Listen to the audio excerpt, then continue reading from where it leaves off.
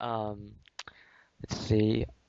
Okay, I want you to try to think of one memorable story from each of the shoots from the third film and the fourth film, like behind the scenes stories or just any stories during the shoots in general that you'll never forget from each of those films. Hmm.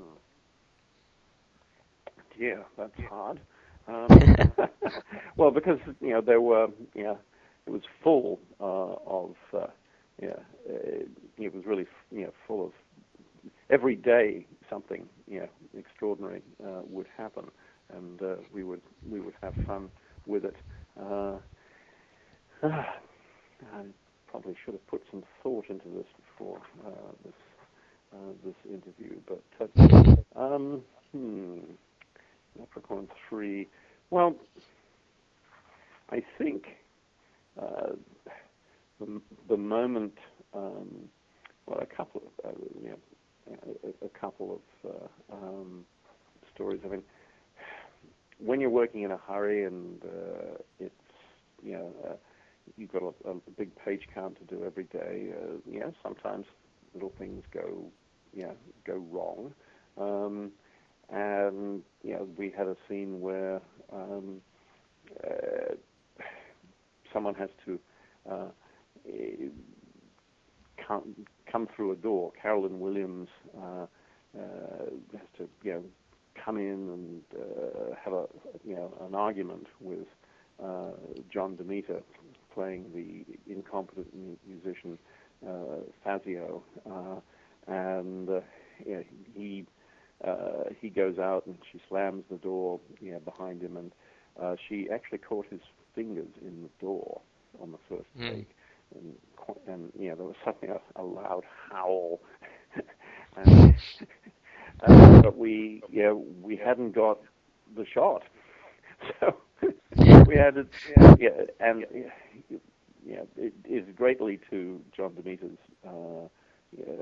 credit that despite being in really serious pain, to take it to the doctor and so forth, he did 3 more takes and still, was bursting with, good comic timing in the version of the scene that you see.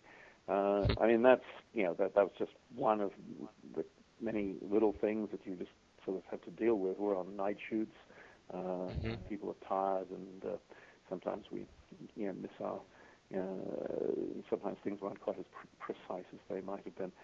One of the most, one of the memorable things, I suppose, about doing the film was shooting in the Ambassador Hotel, Hmm. which was the site where Robert Kennedy was murdered, Oh. and we were shooting on that floor where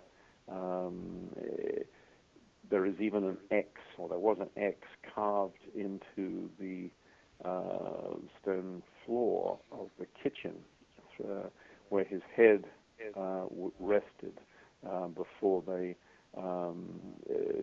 took him into the elevator and to get him to the hospital.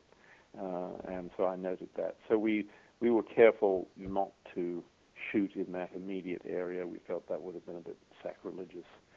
Hmm. But the building, which was used in the Graduate, and it's been used in countless films. There were, in fact, 3 films shooting in the Ambassador Hotel at the same time as we were doing Leprechaun 3. And I think Tia Carrera was doing a thriller on one floor. Martin Sheen was doing a period gangster film, because the building had a lot of period decor that would pass for the 20s. And I occasionally would pass Martin, and hi Martin, hi Brian. And well, we got to meet one another on that film, and that was enabled me to cast him 5 years later in Voyage of Terror as the president's evil advisor, a proto Karl Rove. So anyway, so that was, it was that place was hopping. Yeah. Round the clock. But that was certainly, one good memory from.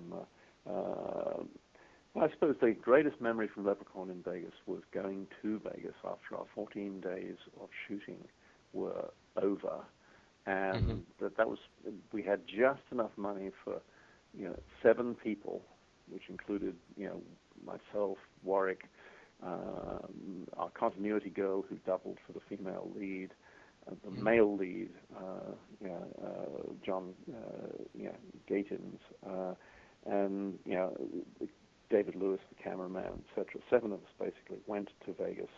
We just finished doing the big fire stunt at sort of 5 in the morning, then where the Leprechaun flies around on fire, and then we had sleep for about sort of 4 or 5 hours, and then we caught a plane to Vegas and started the 3-hour process of getting Warwick made up, and based ourselves in a little Vietnamese restaurant in the pawnbrokers district of Vegas.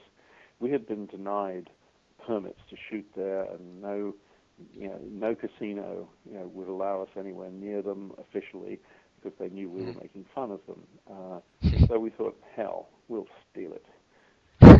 So off we went, and so we took up residence in this Vietnamese restaurant, and they were quite astonished when they saw the Leprechaun walk in. And from there, we just wheeled our camera on a trolley and the sound unit, and went out and took shots against various Vegas backgrounds. I had constructed 22 separate moments where we could integrate the Leprechaun crossing the street, etc., going from one casino to another, and other characters running across the street, etc. But I was able to get 22 real, genuine Vegas moments captured before dawn. And we found that we had no problem. The cops didn't hassle us. We were such a small unit. And people were actually coming up to us and saying, are you making a Leprechaun movie? Yes, we are. Can we be in it? Well, yeah, okay. Why don't, and sort of a crowd of about 15 people had started to sort of assemble around us. And I thought, okay, why don't you guys, you're all walking down the street this way towards the camera, and you don't notice the little person who is walking below your line of sight, and we'll take a shot of that. And they did it, take 1 and take 2 and take 3. And then we'd move to another place, and the hardcore nucleus would follow us and say, is there another shot we could do? So I thought, great. Now, I mean, strictly speaking, of course, that's not the way you should organize your scene, because we never got releases from any of these people, but no one's come after us since 1994. So that was another memorable moment. It was a great night to pillage Vegas, and I remember the Golden Nugget had particularly said, no, they did not want us. We were not to take shots of their hotel, so their casino. So we did, and put a 14 mil lens on the pavement, and put Warwick in foreground, so he appeared to tower over the Golden Nugget, and then he said, "Oh, Golden Nugget, I'd like one of those." Yes, it's somewhat funnier when he does it, but anyway, so yes, you triggered more memories. Yes, so that was.